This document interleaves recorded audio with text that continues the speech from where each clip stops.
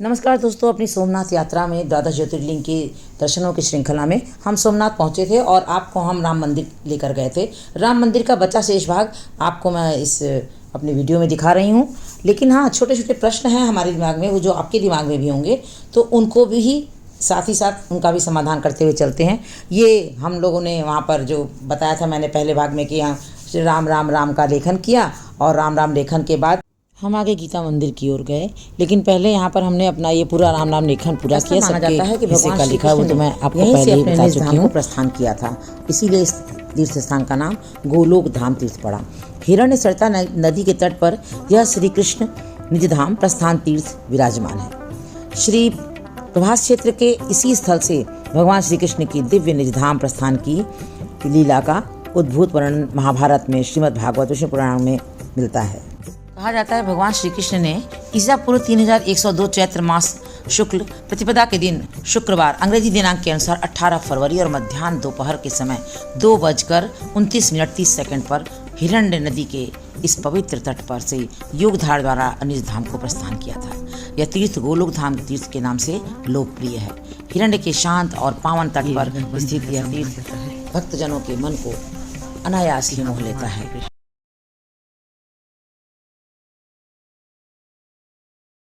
और अभी मैं जहाँ पर आप आई हूँ, ये जो दृश्य आपको दिख रहा है, जो वीडियो आपको दिख रही है, ये वीडियो है हिरण्य नदी के आसपास का। यहीं पर वो गोलोक धाम तीर्थ है जहाँ पर भगवान श्री कृष्ण का देहोत्सर्ग हुआ था। यानी अंतिम श्वास भगवान ने यहीं ली थी और यहीं से अपनी योग धारणा के द्वारा देह का त्याग करके गोलोक धाम को पहुँच गए थे। प्रतीक स्वरूप ये भगवान की चरण पादुका यहाँ पर बनाई गई है, जिसके दर्शन आप कर लीजिए।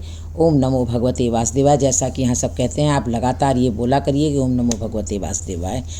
तो अब पहुँच गए हैं हम लोग बलदेव जी की गुफा में और यहाँ अंदर बलदेव जी की गुफा है। इसके बाद हम लोग चले गए थे कामनाथ मंदिर, जो मंदिर 5 किलोमीटर दूर है सोमनाथ जी से। और यहाँ कामनाथ महादेव के पास हमने अंदर पूरे द्वादश ज्योतिर्लिंगों के दर्शन किए।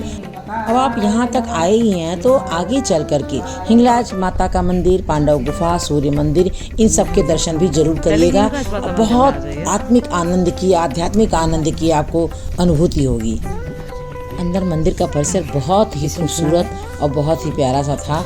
माता हिंगलाज के गुफा में जाने के लिए रास्ता बड़ा सकरा सा था। मन में एक बार थोड़ा सा डर लगा कि अंदर जाएं तो जाएं कैसे, जाएं भी या न जाएं। बच्चों ने भी कहा है वही मत जाओ, लेकिन फिर थोड़ी हिम्मत करके हम लोग अंदर घुसे। और सामने ही देखिए बया का घोंसला बड़ा बड़ा था, इसका भी दर्शन करने से मैं अपने आप को रोक नहीं पाई।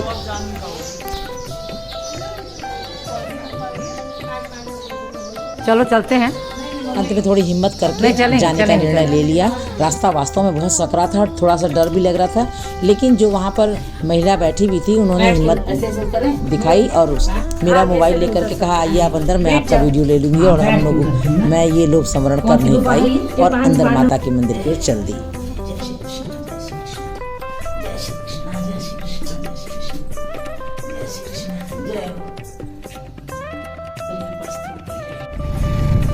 हिरण कपिला सरस्वती त्रिवेणी महासंगम, त्रिवेणी संगम घाट। दोस्तों, यदि ये बात करते हैं कि सोमनाथ जाने का सबसे अच्छा समय कौन सा है, तो सोमनाथ जाने का सबसे अच्छा समय है सर्दियों वाला समय। यानी कि अक्टूबर, नवंबर, दिसंबर, जनवरी, फरवरी और मार्च घूमने के लिए सबसे अच्छा महीना है। अब प्रश्न ये उठता है कि क्या सोमनाथ मंदिर में कोई दर्शन करने के लिए प्रवेश शुल्क लगता है? तो नहीं, सोमनाथ मंदिर में प्रवेश के लिए कोई भी शुल्क नहीं लगता। मंदिर सुबह 8:30 बजे से दोपहर 3:30 बजे तक खुल जाता है और इसके अंदर जाने के दर्शन करने के लिए किसी भी तरह का प्रवेश शुल्क नहीं लगता है। आप वाया ट्रेन, वाया बस और या फिर फ्लाइट किसी से भी आ रहे हैं तो यहाँ आकर के मंदिर के निकटतम स्थान पर वॉकिंग स्टैंड पर आप लीजिए। होटल बहुत अच्छे अच्छे होटल्स हैं और यहाँ पर आकर रुक करके आप 1 दिन के लिए या 2 दिन के लिए, 2 से 3 दिन के लिए आप सोमनाथ जी से लेकर यानी गुजरात से लेकर द्वारका तक के लिए रिजर्व गाड़ी कर लीजिए और उस रिजर्व गाड़ी से आप सोमनाथ जी के आसपास के सारे क्षेत्र जो मैंने अभी आपको दिखाए सागर में आप दर्शन कर लीजिए और आप उसके बाद आप द्वारका चले जाइए। द्वारका 2 घंटे का लगभग रास्ता है। यहाँ से कभी छूट जा रहे हैं, कभी हम पहुँच गए सोमनाथ बैद्यनाथ मंदिर के ठीक नीचे समुद्र के हिस्से की ओर देखिए, ये इसको देखिए। प्रभास क्षेत्र के नाम से जाना जाता है, जिसको प्रभास पाटन ये क्षेत्र देखिए। कहा जाता है कि गुजरात को पहले प्रभास के नाम से ही जाना जाता था आदिकाल में, बहुत बड़े होंगे लेकिन अंदर से। अब उसका नाम धीरे धीरे गुजरात पड़ गया। उधर और भी ये देव नहला देखिए रहे हैं। बाणगंगा की लहरों में महादेव स्नान जय करते हर हुए हर कितना महादेव, खूबसूरत जय दृश्य भोलेनाथ, जय है। हम भोलेनाथ। अपने आप को जो इस दिख दृश्य रहा है। को कैमरे में कैच करने से रोक नहीं पाए। कोमल नीचे देख के, ये देखिए, ये देखिए, ये देखिए, सब प्रभास क्षेत्र है। ये पहले प्रभास के नाम से पूरे मैं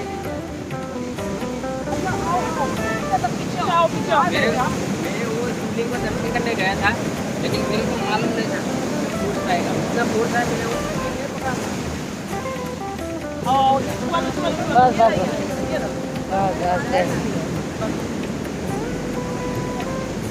ये लोग आ गए हैं भालका तीर्थ। इसके पहले हम लोग थे भीड़ भंजन और प्रभास में, और अब ये हमारे पति देव साथ साथ चलते हुए वह भयभीत होकर अपने अपराध की क्षमा मांगने लगा। तब भगवान श्री कृष्ण ने उसको आश्वासन दिया कि जो कुछ हुआ वह मेरी इच्छा से ही हुआ है। ऐसा कहकर वह व्याधि को क्षमा कर दिया और अपने कांति से वसुंधरा को व्याप्त करके निज धाम प्रस्थान किया। यहाँ व्याध ने भगवान श्री कृष्ण को भल मारा था, भल यानी भाण, इसीलिए इस स्थान को भल का तीर्थ कहा जाता है, यानी भाल का तीर्थ कहा जाता है। यहाँ भगवान की जो प्रतिमा देख रहे हैं उसमें बायां पैर ऊपर है, इसी में तीर लगा था। भीड़ में हम पूरा फोटो ठीक से ले नहीं पाए। इन्हीं के बाईं ओर व्याध का भी वो चित्र बना हुआ है, एक प्रतिमा बनी हुई है जिसमें व्याध इनसे भगवान कृष्ण से माफ़ी मांग रहा है। यहाँ के दर्शन के बाद हम लोग चल दिए थे द्वारका की ओर, और आगे के भाग में मैं आपको द्वारका के दर्शन कराऊंगी, द्वारकाधीश के। हर हर महादेव, जय द्वारकाधीश। मिलते हैं द्वारकाधीश के साथ।